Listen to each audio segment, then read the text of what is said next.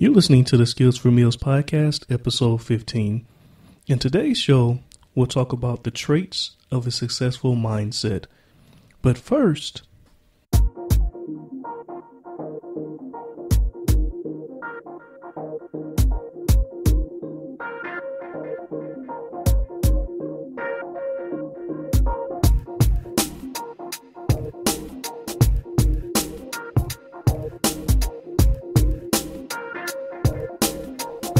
all right, here we go. Welcome to the Work at Home Leaders podcast, episode 15. I'm your host, Brad Crimes.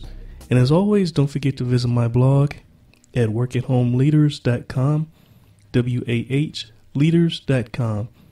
You can also find me on Facebook, Twitter, and Instagram. Just look up Work at Home Leaders. Each podcast, I'll be bringing you helpful network marketing tips and information that will help you grow your business. So I post all of my podcast episodes on my blog. So if you have any suggestions, topics, or anything like that you want to hear, comments, reactions, anything like that, I would actually love to hear them.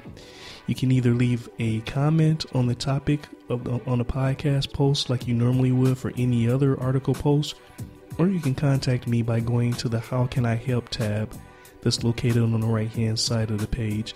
I love to hear any feedback or any commentary or anything that you guys have or anything like that. So today's topic. You've no doubt heard about the importance of how developing and having a successful mindset will help you in your business.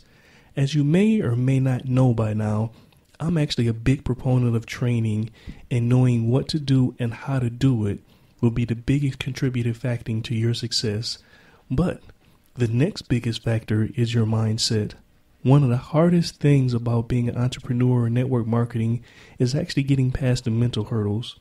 Once you learn how to do something through training, then with a little practice, it becomes easy. But, what about getting the training in the first place?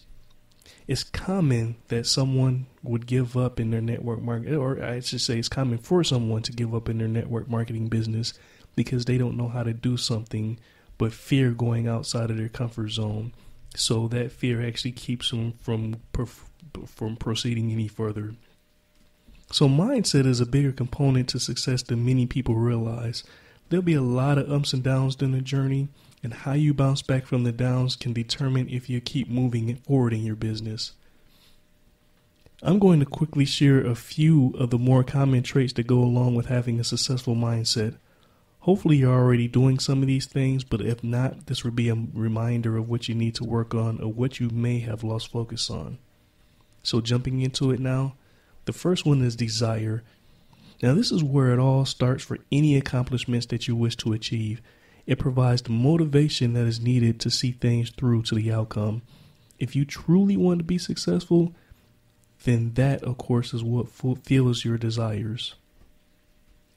The second one, commitment. Now, this one is another kind of sort of obvious one. To achieve anything, then you must commit to accomplishing it.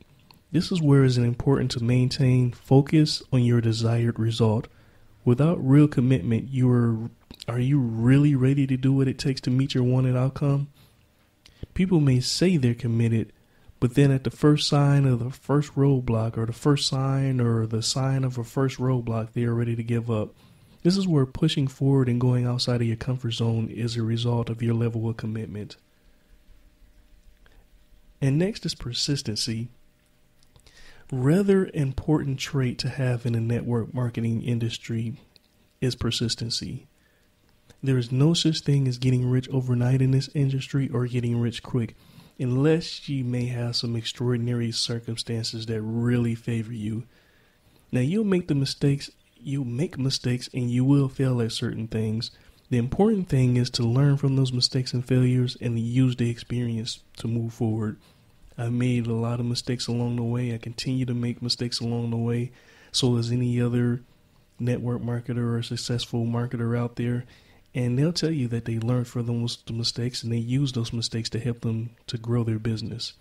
Now, it'll take a great deal of persistency to get leads, to generate income, things of that nature. And this is where not giving up too soon comes into play. Now, that's not to say keep doing something that absolutely isn't working for you, or keep doing the same old things, keep spinning your wheels.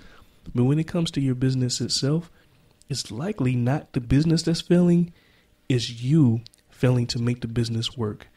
Try something different within the business, but be careful not to throw in the towel on the business too soon. Next is positive mindset. Your world brings to you what you attract to it. It's the power of attraction that you probably hear about a lot about these days. Positive mindset and all that stuff. It's kind of, I don't want to say fad, but you will hear a lot about it these days. And it's like someone all of a sudden just made the discovery that, hey, this stuff really works and this stuff is really true.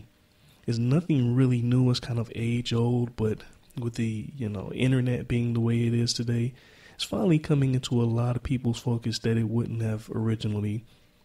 So instead of focusing on being broke, you need to focus on what you want, which is abundance and prosperity. Focusing on what you don't have will keep you from not having. Now, case in point, if you promote your business through paid advertising, you will grow your business because you're putting it in front of people. It's really not a difficult concept, and it's really quite simple.